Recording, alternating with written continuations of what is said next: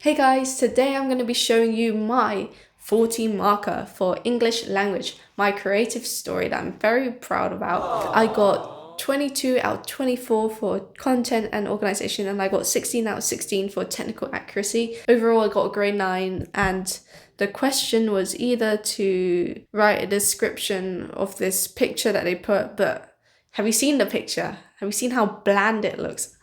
Normally, my school, if you've seen my other video on grade 9 language, I would normally choose the image. But this image, there was nothing like stimulating in my brain. I had no ideas about what to write. But then when I looked at the other one, the other prompt, it said, write a story about a life-saving rescue. Yeah, that seems more doable, So yeah, first you can see my plan here, life-saving rescue. I was very creative. You can write safer stories. This was kind of risky. I even used second person. That's how risky I was. But I thought it was such a good idea that I should just go for it. So my idea was to save humanity from a deadly drug, because it's meant to be a life-saving rescue, and I'm very STEMmy. I like the future stuff, futuristic stuff like that. I've listed the who, what, when, where, why.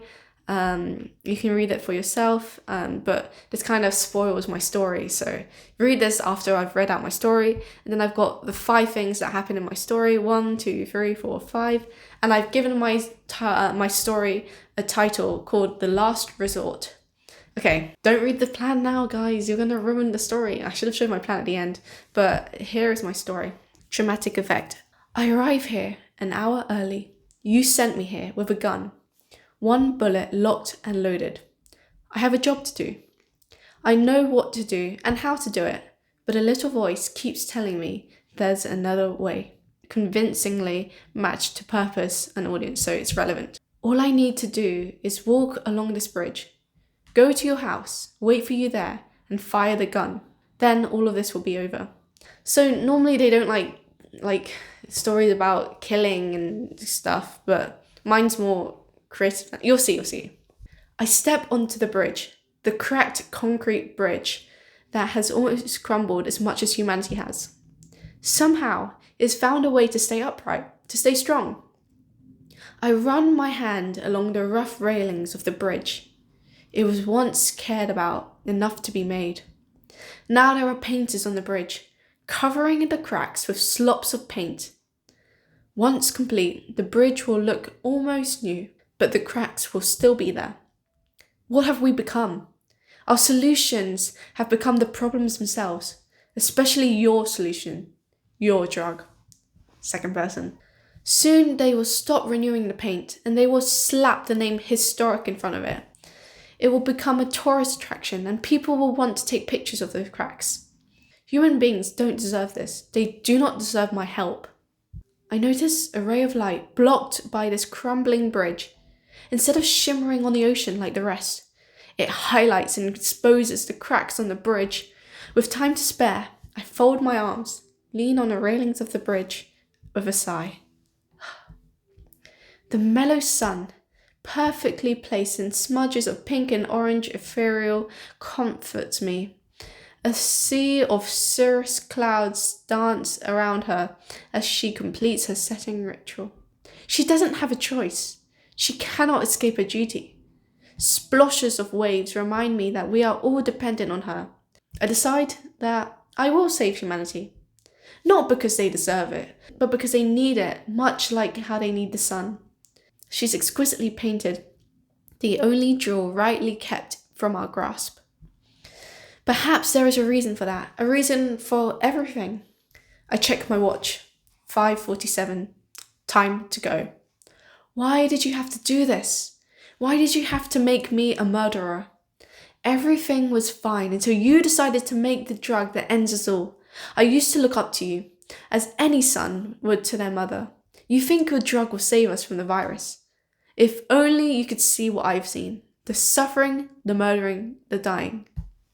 Wow, Tamra, we really see that you've been watching a lot of Terminator, because this is exactly like it. Whoa, who said that?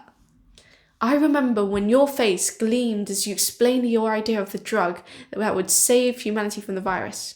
Your smile was contagious. You thought it would make us sick with money, and it did, for a period of time. Sick, drug, get it? Until your drug became the new virus and killed thousands more. Before the consequences could catch up to us, you sent me here, back in time to do this. This is the only way. The remaining light retreats and darkness enters as I walk along the bridge past the painters ready to do the deed.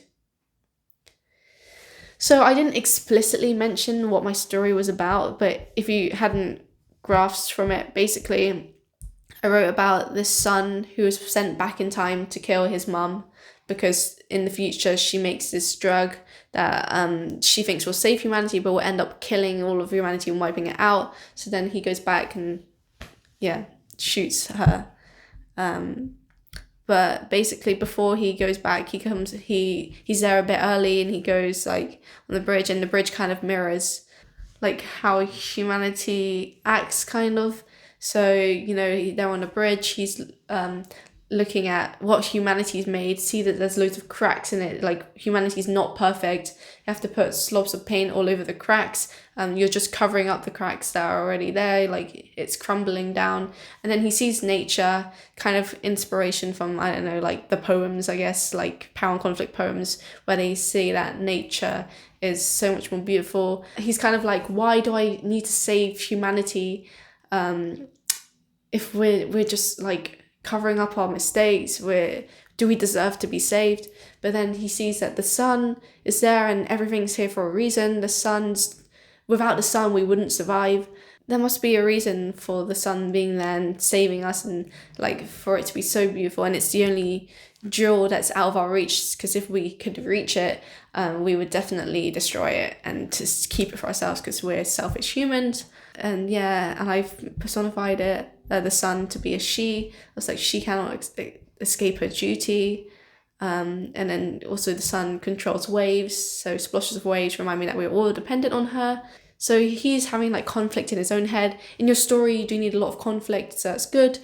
This is just showing that, like, even I would not claim myself to be an English literature or English language student.